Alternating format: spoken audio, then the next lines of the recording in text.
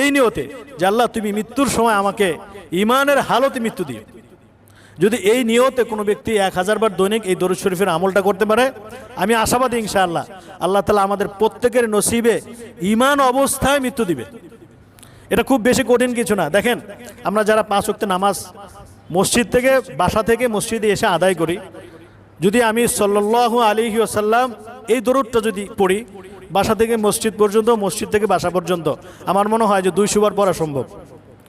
যদি 200 বার পড়া সম্ভব হয় তাহলে 5 ওয়াক্ত কয়শো বার হয়ে যায়?